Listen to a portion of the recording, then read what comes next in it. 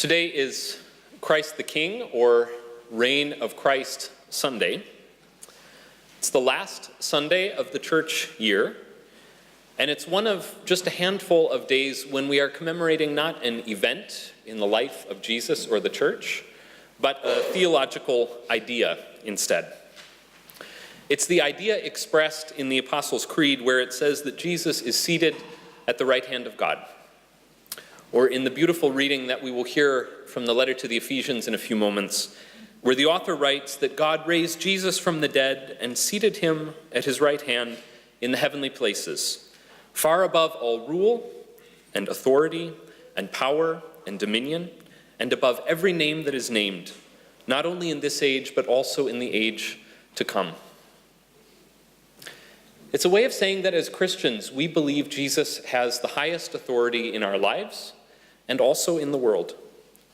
And this is how one year swings into another in the church, with that hopeful central confession of faith. And to help us think about what it means to speak about Jesus as the highest authority today, we have that parable we just heard a moment ago of the sheep and the goats. I love this parable. Amidst all the complex theology in the Bible, all the stories of God's imperfect people, all the warnings of the prophets, all the teachings of Jesus, here everything comes down to just one thing: compassion.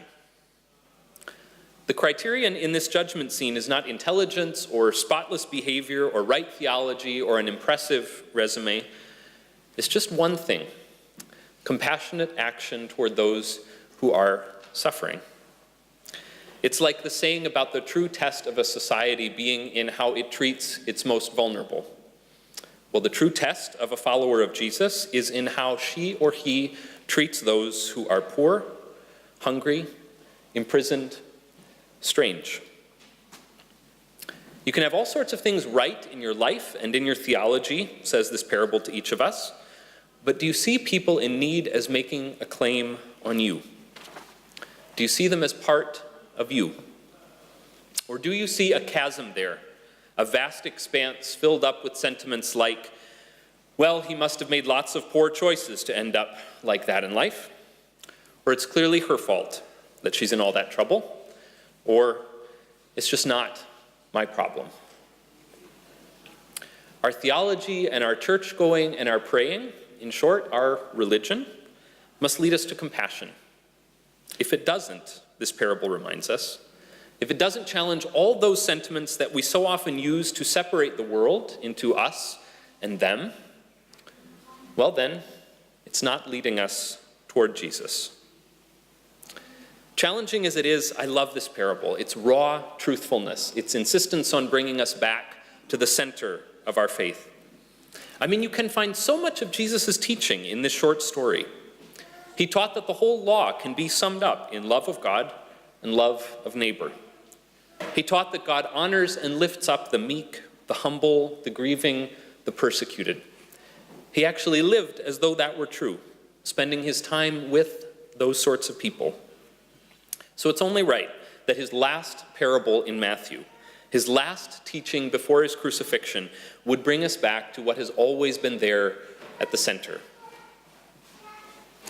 So yes, there is much to love about this parable. But there's also something deeply disturbing about it, isn't there? I mean, if compassion is finally at the heart of things, if Jesus came to overcome division and to reconcile the world to God, then what are we to make of this final move? This great dividing, this ultimate declaration of us and them, where finally those who have lived well go one way, and those who haven't go another. Somehow the parable seems to work against itself here, I think.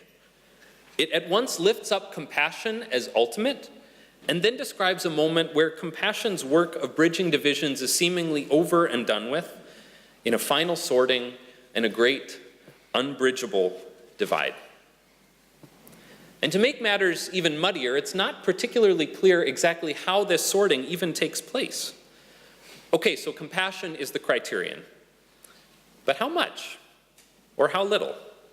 Did the sheep really feed every hungry person they ever encountered? Did they really speak to everyone who looked lonely on the bus? And did the goats really never visit even one sick person? What about those who were compassionate 50% of the time? Did they make the cut? How does this work? There is something very troubling in this parable, because for all of the ways it reinforces key aspects of Jesus' life and teaching, it also seems to undercut them.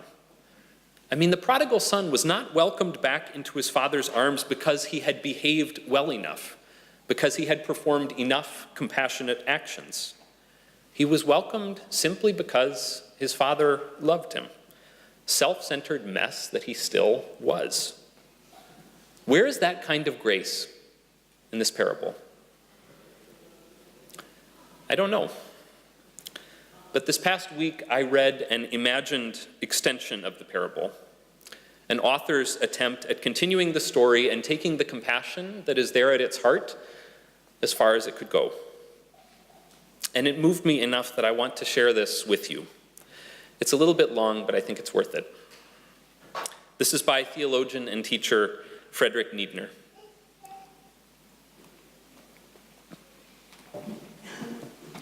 Come to me, you that are blessed by my Father, inherit the realm prepared for you from the foundations of the world, says the Son of Man. But the sheep just stand there, looking across to the other side, their eyes wide, not with rejoicing or satisfaction, and surely not with gloating, but with astonishment, and the kind of fear the compassionate have when they see others in danger. For over there, on the other side, among the goats, are so many of those for whom they have cared all this while. And now what will become of those others? Are they to be separated forever? Who will care for them now? The sheep know about many kinds of starvation, illness, and imprisonment. They have fed the hungry with bread and given water to the thirsty. They have visited those who were sick with pneumonia and cancer and AIDS. They have visited in penitentiaries, but they have ministered in other ways as well. They've provided sustenance to fill spiritual hunger and the awful thirst for meaning, the very cravings that drove the goats to selfishness and seemingly unconcerned arrogance. The sheep have welcomed and befriended the goats when they were so estranged they'd become strangers even to themselves. And the sheep kept visiting the cells of those imprisoned in hatred, the goats who hated everyone and themselves most of all, and the naked, who lived without any chance of another's love to clothe them or to adorn their faces with gladness.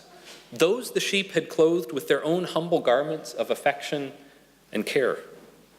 To those sick to death with the boredom of their world's routine, the sheep had come with the bread of encouragement. The sheep had given so much of themselves to those others. How could someone now separate them forever? How could the Son of Man in this moment call them blessed?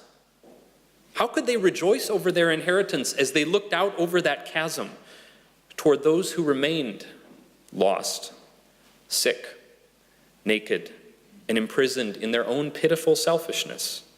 How could they ever again sing a glad song? As we eavesdrop, we hear them weeping, and then they address the Son of Man. You cannot end all this in a stroke of vindictive justice. Son of Man, we cannot in this moment do nothing. We must go across to them, the sheep insist. You must let us go to them. The Son of Man studies them calmly and says, you cannot go across. It is too late. For you there is no more time. For a moment there is stillness. Then you must go, declare the sheep. Son of Man, you must remember the moment when the soldiers pinned you to the cross, pounded in the nails, and you were condemned. You must remember the thirst out of which you cried, my God, why have you forsaken me? Remember the torture of abandonment, You must go to them, Son of Man. A deep and heavy silence hangs over the judgment scene. The Son of Man says nothing. He looks at the sheep, his eyes now wide, looking into theirs. Then he turns and he steps across. How could he not heed their voices? He had taught them to talk like that. They were using his own best lines on him. He would go. He could not judge from vengeance. He would have to go. To Bethlehem, to Calvary, to Antioch, to Rome, to Kansas City, to Calcutta, yes, even to hell. He would spend eternity, if it took that, like a shepherd forever in search of lost sheep, working restlessly to slake the final thirst and break down the last prison. Some might hide from him forever, but his heart told him, and the look in the eyes of those sheep told him, that he could never give up. If he was to be king, he must be a shepherd king, a tireless, searching king, a king with holes in his hands and crowned forever with thorns, scouring endlessly the depths of hell, looking, calling, and hoping one day to sit at the right hand of God, at table with everyone, every last one, to eat and drink of the supper which will have no end.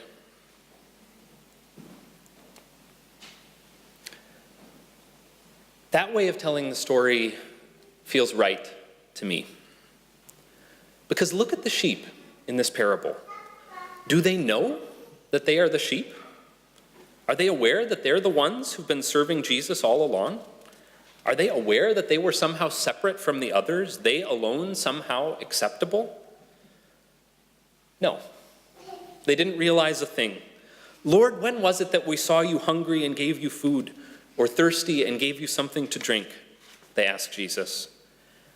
They were living in a way that didn't divide the world up, that instead was infused with compassion, with the ability to see the suffering of others as making a claim on them.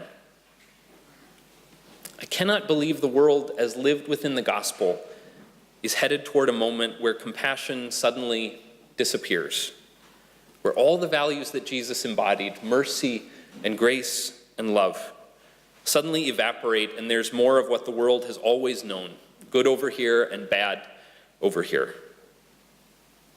No.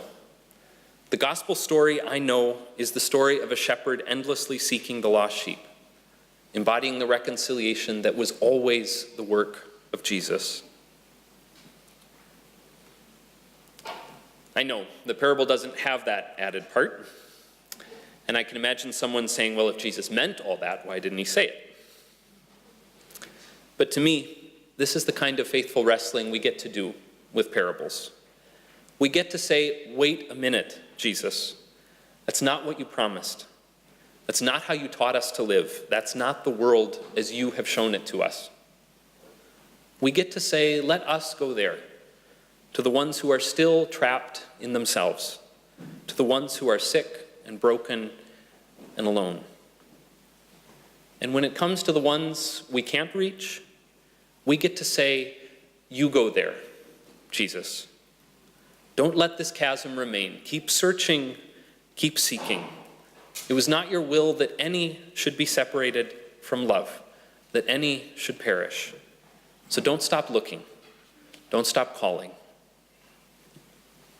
In the meantime, our job is clear enough: to stop dividing the world into good and bad, givers and takers, worthy and unworthy, sheep and goats. To practice the kind of compassion here and now that makes all that appear silly and meaningless. And to trust the God we know in Jesus, who showed us, after all, what that sort of beautiful and free life looks like. Amen.